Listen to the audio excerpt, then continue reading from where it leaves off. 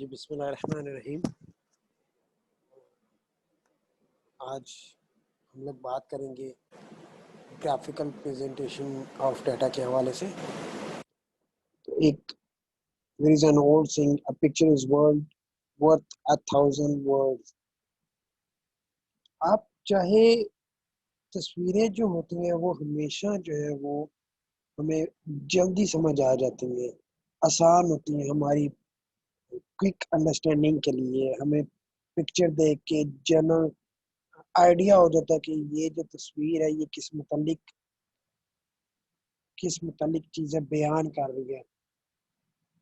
ठीक है, शायद आपको बाकी हालात से ना पता चले, लेकिन जब आपको किसी चीज इवेंट के मुतालिक या किसी इंफॉर्मेशन के मुतालिक अगर आपको तस्वीर दिखाई जाए तो आपको वो बेहतर और जल्दी अंडरस्टैंड हो जाएगी। ठीक है,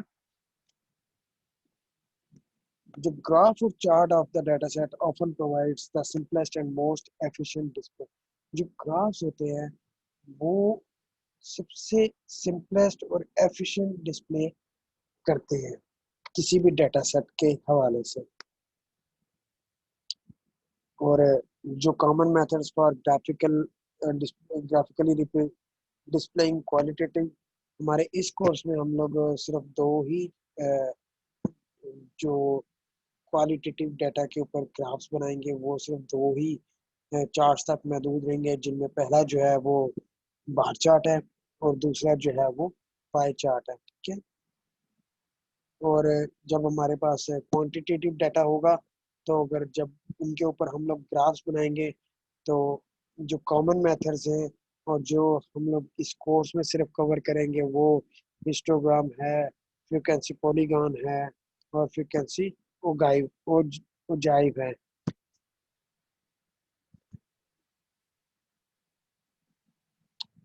तो जब हमारे पास डाटा जो है वो क्वालिटेटिव नेचर का होगा, ठीक है, तो उसके ऊपर जो पहली टाइप है वो है हम बार चार्ट्स बनाना चाहते हैं। और जो common types of bar chart है वो है simple bar chart, multiple bar chart, component bar chart. ठीक है जी, अब देखिएगा simple bar chart for qualitative data क्या है। A simple bar chart consists of horizontal or vertical bars of equal widths and lengths proportional to the values they represent. It displays graphically the same information concerning qualitative data that a frequency distribution shows in tabular form. जो simple bar chart है वो basically आपके यहाँ तो horizontal या vertical सीधी बार जो है equal length में, और जो विड्थ है उनकी इक्वल होती है, लेकिन लेंथ उनकी किन के बराबर होती है, फ्रीक्वेंसी डिस्ट्रीब्यूशन, यानी कि जिसी उनकी जो लेंथ है वो हमेशा प्रोपोर्शनल होती है वैल्यूज की जिनको वो रिप्रेजेंट कर रहे होते हैं। ठीक है जी,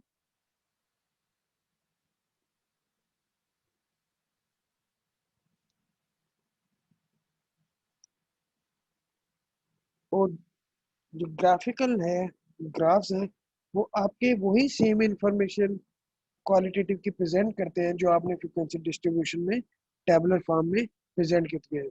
जो आपने फ्रीक्वेंसी डिस्ट्रीब्यूशन टेबुलर फॉर्म में बनाया है, आप उन्हीं को जब आप ग्राफ्स में कन्वर्ट कर देंगे तो वही आपके ग्राफ्स होंगे। ठीक है जी, ये नहीं होगा कि आपके जो टेबल हैं वो कुछ और इंफॉर्मेशन दे रहे हैं और आप ग्राफ किसी और इंफॉर्मेशन का बना रहे हैं, ऐसा नहीं होगा। जो आपका फ्रीक्वेंसी डिस्ट्रीब्यूशन का टेबल होगा उसी की बुनियाद के ऊपर आप ग्राफ बनाएंगे। ठीक है, जैसे देखें हमारी क्लास में 30 स्टूडेंट्स थे और हम लोगों ने पूछा उनसे कि आपकी जो है वो किस किस पार्टी को आप पसंद करते हैं, तो हमें 10 स्टूडेंट्स ने ये बताया कि वो पीटीआई को पसंद करते हैं। 9 स्टूडेंट्स ऐसे थे क्लास में जो पीएमएलएन के सपोर्टर थे। 6 स्टूडेंट ऐसे थे जो पीएमएलक्यू को पसंद करते थे। 5 स्टूडेंट ऐसे थे जो पीपल पार्टी को पसंद करते थे। और इनका हम लोगों ने जब टोटल किया तो वो 30 था, क्योंकि 30 वो थे क्योंकि हम लोगों ने 30 स्टूडेंट से ये क्वेश्चन किया था। जब आप इनको बार चार्ट में बनाएंगे तो आप हॉरिजेंटल जो है, यानी कि आप अपने एक्स एक्सिस पे पार्टी को ले लेंगे। ठीक है जी, PTI, N, Q, P, और वर्टिकल जो है यानी कि वाई एक्सिस पे सीधे जो है वो आप फ्रिक्वेंसी लेंगे। अब फ्रिक्वेंसी में आप स्टार्ट करेंगे 0 से, और आप फिर दो दो का इंटरवल रख के फिर आप 10 या चाहे 12 तक चले जाए। ठीक है जी। अब इसमें देखें, आप कोशिश करें कि आपका जो 0 से 2 है इंटरवल, ये इंटरवल जो है वो सभी में जो है वो सेम रहे, ताकि उससे क्या होगा, आपका ग्राफ जो है वो अच्छा लगेगा। अगर आपका पहला इंटरवल 0 से 2 होगा, फिर 2 से 5 हो जाएगा, फिर 5 से 10 हो जाएगा, तो वो शायद ग्राफ में जब आप चीजें प्लॉट करेंगे, ठीक है, तो शायद उसमें थोड़ा बहुत आपको मसला आए। तो आप क्या करें, आप इक्वल इंटरवल के साथ रखें। तो पीटीआई का देखें आप, हमारे पास जो फ्रिक्वेंसी थी 10 थी, तो हमने एक सीधी जो है वर्टिकल बार जो है, वो सीधी बार थोड़ी सी मोटाई में इक्वल विड्थ के अंदर लेकर गए, जहां तक 10 था उसको टच किया।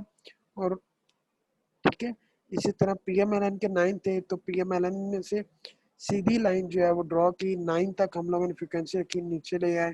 फिर पीएमएल क्यू के 6 सपोर्टर थे, तो 6 तक ले गए उनको।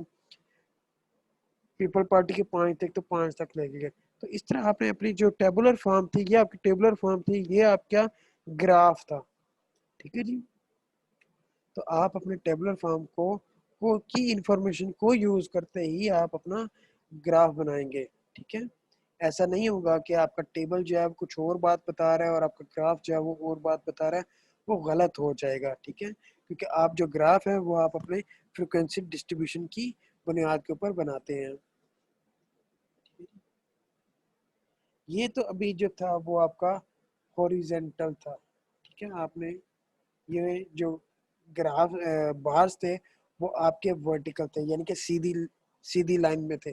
अगर आप चाहें तो आप उनको इस तरह भी कर सकते हैं, यानी कि उनको ग्राफ्स जो बार्स है उनको हॉरिजेंटल भी ले आए। ठीक है, उसमें आप क्या करते हैं, आपने जो एक्स एक्सिस है उस पे अपनी फ्रिक्वेंसी लिख ली है, वाई एक्सिस पे आपने पार्टी लिख ली है, और इस हिसाब से आपने ड्रॉ कर दिया। दोनों ही तरीके ठीक हैं, आपके ऊपर डिपेंड करता है कि आप कौन सा यूज करते हैं। ठीक है, दोनों ही तरीके ठीक है। सिर्फ आपका ग्राफ का बेसिक कॉन्सेप्ट ये होता है कि आप जिसको शो कर रहे हैं उसको क्विक आई के साथ जल्दी समझ आ जाए, और जितना आप अच्छा बनाएंगे, आसान बनाएंगे, उतनी अंडरस्टैंडिंग आसान होगी। ठीक है जी। तो यहाँ पे आपने ग्राफ जो है वो हॉरिजेंटल, जो बार्स हैं वो आपने हॉरिजेंटल बना दिए हैं। ठीक है जी। ये तो अभी बात हम लोगों ने की सिर्फ सिंपल बार चार्ट, क्योंकि हमारे पास यहाँ पे पार्टी में देखें सिर्फ एक एक ही जो था वो करेक्टरिस्टिक था। ठीक है, आप सिंपल बार चार्ट जो है वो फ्रिक्वेंसी की बेस के ऊपर भी बना सकते हैं, और आप चाहें तो आप जो है वो रिलेटिव फ्रिक्वेंसी की बेस के ऊपर भी बना सकते हैं। ठीक है, बनाने का वही तरीका है। आपने क्या किया, एक्स एक्सिस पे आपने पार्टीज को ले लिया, वाई एक्सिस पे आपने रिलेटिव फ्रिक्वेंसीज को ले लिया। ठीक है, और आपने उनको प्लॉट कर दिया। ठीक है, रिलेटिव फ्रिक्वेंसी का आंसर हमेशा 1 आएगा। अगर आपका आंसर 1 नहीं आ रहा, इसका मतलब है जो आपने फ्रिक्वेंसी ली है या आप जो कैलकुलेशन कर रहे हैं रिलेटिव फ्रिक्वेंसी के कॉलम में, वो गलत है। और रिलेटिव फ्रिक्वेंसी का कॉलम देखिएगा कैसे बनता है, वो इस तरह बनता है, जैसे 10/30 करेंगे तो आपके पास जो है वो 0.33 आ जाएगा। 9/30 करेंगे तो आपके पास आंसर जो है वो 0.30 आ जाएगा। 6/30 करेंगे तो आपके पास आंसर जो है वो 0.20 आ जाएगा। 5/30 करेंगे तो आपके पास आंसर जो है वो 0.1667 आ जाएगा। जब आप इन सबको सम करेंगे तो आपके पास आंसर जो है वो हमेशा जो है वो 1 आना चाहिए। ठीक है, ये कुछ पॉइंट्स हैं जो आपको चेक करने होते हैं कि क्या हम लोग जो काम है वो सही कर रहे हैं। तो अगर आपका रिलेटिव फ्रिक्वेंसी का आंसर जो है वो 1 आ जाए, ठीक है, तो इसका मतलब है कि आपका जो रिलेटिव फ्रिक्वेंसी का कॉलम बना हुआ है, आपने जो कैलकुलेशन की है वो बिल्कुल ठीक है। इसी तरह आपका जो फ्रिक्वेंसी का कॉलम होता है उसका आंसर जो है वो, जैसे यहाँ पे 30 है, that must be equal to the total number, यानी कि हमारी क्लास में 30 स्टूडेंट थे, तो यहाँ पे फ्रिक्वेंसी के कॉलम का भी सम जो है वो 30 ही बनना चाहिए। ठीक है, यहाँ आप यहाँ पे ये जो बार्स थी वो वर्टिकल थी, आप चाहे तो उनको हॉरिजॉन्टल बना लें। फिर देखें हमारे पास आता है multiple bar chart. Multiple bar chart shows two or more characteristics corresponding to the value of a common variable in the form of grouped bar whose length are proportional to the values of characteristic। यहाँ पे देखिए अब आपके पास जो है वो draw multiple bar chart to show the area and production of cotton in Punjab for the following data. अब हमारे पास जो 1965 टू 66 है उसमें एरिया भी उसी साल का है, ठीक है, और उनसे प्रोडक्शन जो है वो उसी साल के हवाले से हुई है। क्या हुआ, अब आपके पास एक साल की दो इंफॉर्मेशन मौजूद है, ठीक है, तो तब आप कैसे प्लॉट करेंगे। यहाँ पे देखिए आपने क्या किया, आपने ईयर जो है वो अपने हॉरिजॉन्टल ले लिए, ठीक है, आपने ग्रीन एरिया में आपने अपना शो कर दिया वर्टिकल बार के साथ कि ये जो है वो एरिया है, और आपने उसी के साथ उनके उसके साथ ही बगैर कोई गैप डाले साथ ही आपने प्रोडक्शन का भी डिस्प्ले कर दिया, और आपने बताया कि ग्रीन जो है वो बार्स जो है वो एरिया को रिप्रेजेंट कर रही हैं, जबकि ब्राउन जो बार्स हैं वो आपकी प्रोडक्शन को रिप्रेजेंट कर रही हैं, ठीक है जी। यानी कि मल्टीपल बार चार्ट आप तब यूज करते हो जब आपके पास एक ही वेरिएबल की दो करेक्टरिस्टिक हो, दो या दो से ज्यादा भी करेक्टरिस्टिक हो सकते हैं, एक ही लेकिन वेरिएबल जो है वो एक ही हो, तो तब आप जो है वो मल्टीपल बार चार्ट यूज करते हो, और आप मल्टीपल बार चार्ट साथ साथ बार्स को लगाते हो और कलर से उनको या डिजाइन से बता देते हो, डिफ्रेंशिएट कर देते हो, ठीक है जी।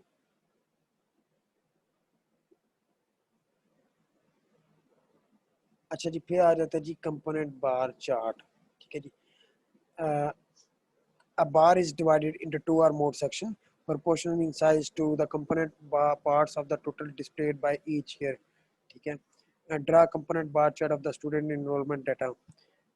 बीबीए के टोटल स्टूडेंट्स देखें जी हमारे पास 65 हैं, जिनमें 33 जो है वो मेल है, 32 जो है वो फीमेल है, जबकि हम लोगों ने जब मैनेजमेंट डिपार्टमेंट में एमबीए की क्लास में गए तो वहाँ पे टोटल 60 स्टूडेंट थे, जिसमें से 32 जो थे वो मेल थे, जबकि 28 जो है वो फीमेल थी। और इसी तरह जब हम लोगों ने एमएस और पीएचडी क्लासों का पता किया तो टोटल 40 स्टूडेंट्स थे, जिनमें 21 जो थे वो मेल थे, 19 जो थे वो फीमेल थे, ठीक है।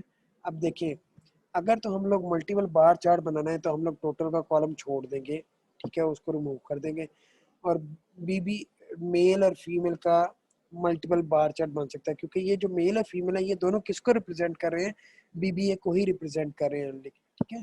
लेकिन अगर हम लोग टोटल की बेस के ऊपर बनाएंगे तो फिर देखिए क्या होगा, आपके पास बीबीए का देखिए टोटल कितने थे, 65 थे, ठीक है, तो आप नंबर ऑफ स्टूडेंट जो है वो 65 तक ले गए, ठीक है, जिसमें आपने क्या किया, अब इसमें हमारे पास मेल कितने थे वो आपने 33 के ऊपर कट लगा दिया, यानी कि आपने टोटल का बार बनाया वर्टिकली और उसमें आपने कट करके बता दिया कि इसमें इतने मेल है और इतने फीमेल है, जिनमें आपने ब्लू कलर में शो कर दिया कि फीमेल्स हैं, जबकि मर्जेंडा कलर में जो है वो आपके मेल्स हैं, ठीक है। तो कंपोनेंट का मतलब यह है कि आपने टोटल बना लिया, ठीक है, उसमें फिर आपने कंपोनेंट्स के साथ हिस्सों में डिवाइड कर दिए, कंपोनेंट्स कर दिए, ठीक है।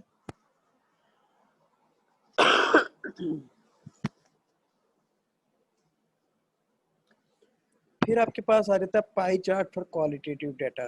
तो पहले हम लोगों ने देखे सिंपल बार चार्ट, पहले बार चार्ट देखा हम लोगों ने, बार चार्ट क्या होता है, फिर हम लोगों ने सिंपल देखा कि जब आप एक करेक्टरिस्टिक की बेस के ऊपर बनाए तो वो एक सिंपल बार चार्ट बनता है, जब आपके पास दो या दो से ज्यादा हो और वेरिएबल आपके पास एक ही हो, एक ही वेरिएबल के ऊपर आपके पास दो इंफॉर्मेशन हो तो आप उसको मल्टीपल बार चार्ट में बना सकते हैं, और अगर आप उनका टोटल कर लें, ठीक है, तो आप कंपोनेंट बना सकते हैं।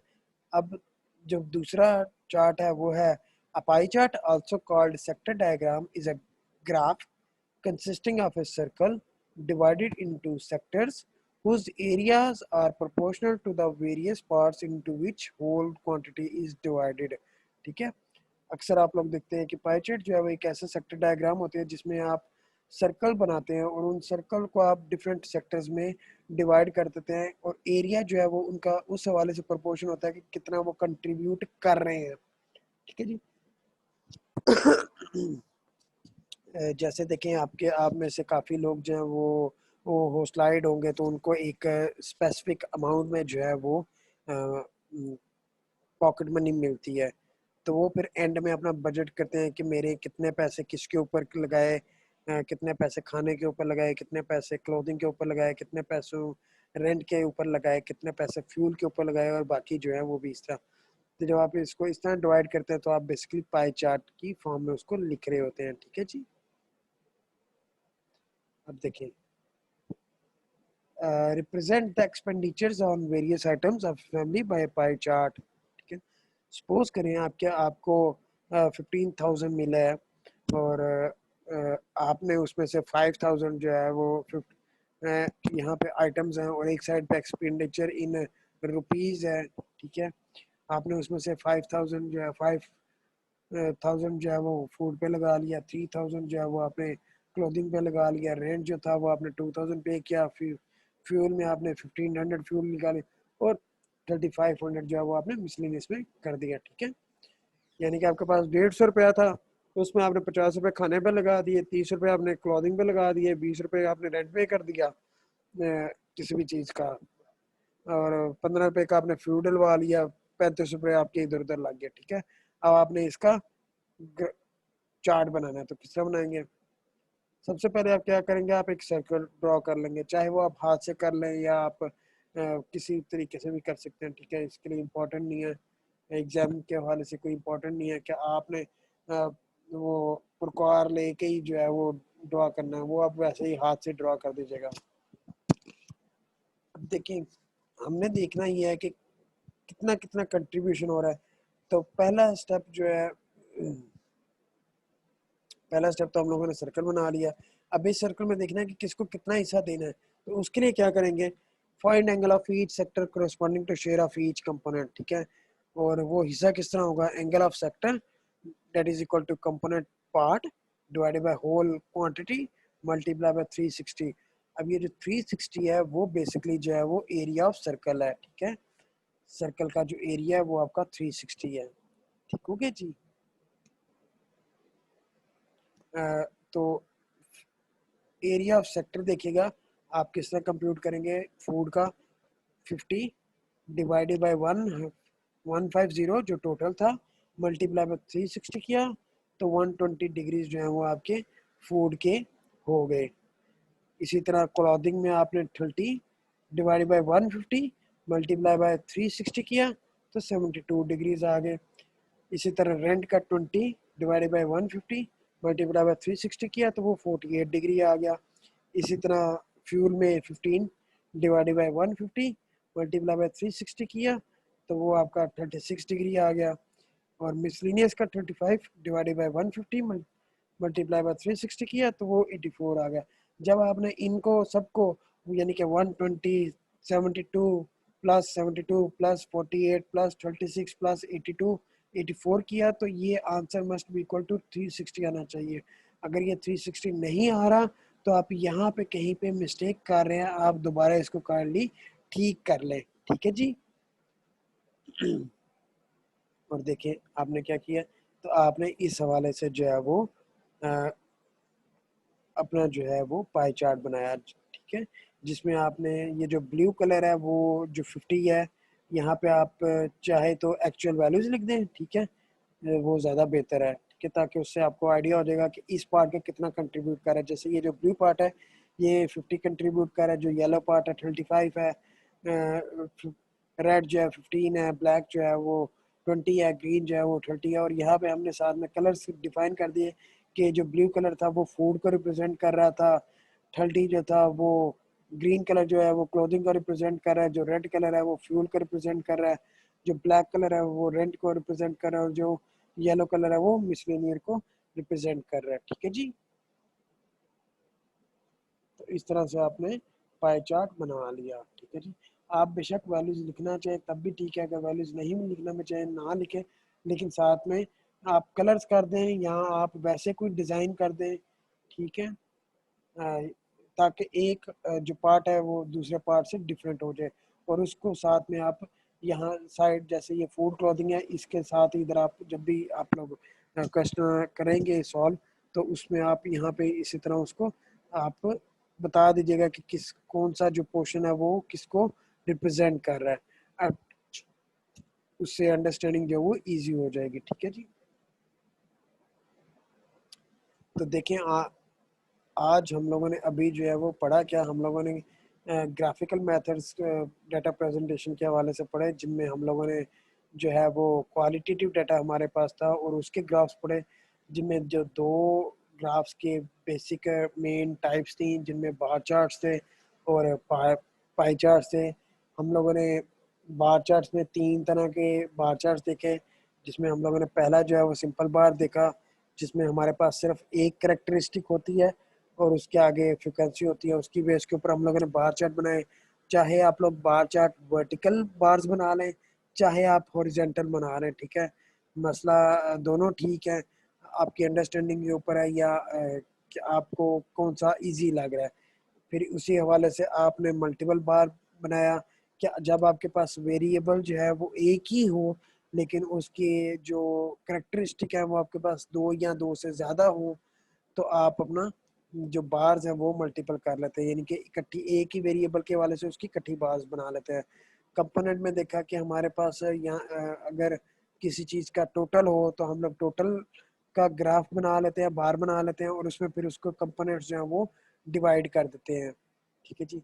उसके बाद हम लोगों ने पाई चार्ट देखा कि जब आपके पास आप सर्कल में बनाना चाहें अपने क्वालिटेटिव डाटा को, या आपके पास जब एक्सपेंडिचर और इस तरह करके कुछ मामलात हों, ठीक है, या आपके पास ज्योग्राफिकली डाटा आ जाए, ठीक है, तो तब आप पाई चार्ट्स ज़्यादा प्रेफर करते हो। ठीक है, जब आपके पास ज्योग्राफिकली बेस का डाटा हो या आपके पास हाउस होल्ड आइटम्स हो, तो आप ज़्यादा प्रेफर जो है वो पाई चार्ट करते हो। पाई चार्ट में हम लोगों ने देखा कि पाई चार्ट में सबसे पहले हम लोग एक सर्कल बनाते हैं, फिर जो आपके पास ऑब्जर्वेशंस होती हैं उनका आप लोग एरिया फाइंड करते हैं। एरिया में हम लोगों ने देखा कि जो आपकी कोरस्पॉन्डिंग वैल्यू होती है उसको आप टोटल पे डिवाइड करते हैं, फिर आप उसको 360 से मल्टीप्लाई कर देते हैं, तो आपके पास उसका एरिया आ जाता है। 360 से आप इसलिए मल्टीप्लाई करते हैं ताकि क्योंकि जो एरिया ऑफ सर्कल है वो 360 है। ठीक है, फिर उसी तरह आप उस हवाले से उनको जो है वो एरिया में प्रेजेंट कर देते हैं। ठीक है जी। तो इंशाल्लाह नेक्स्ट लेक्चर में हम लोग क्वांटिटेटिव डाटा को यूज़ करते हुए उनके कुछ ग्राफ पढ़ेंगे, जिनमें हम लोग पढ़ेंगे हिस्टोग्राम्स, फिर फ्रीक्वेंसी पॉलीगॉन्स देखेंगे वो कैसे बनती हैं, और तीसरा जो होगा ग्राफ्स वो होंगे क्युमुलेटिव फ्रीक्वेंसी पॉलीगॉन, जिनका हम लोग फ्रीक्वेंसी ओगिव भी कहते हैं। ठीक है।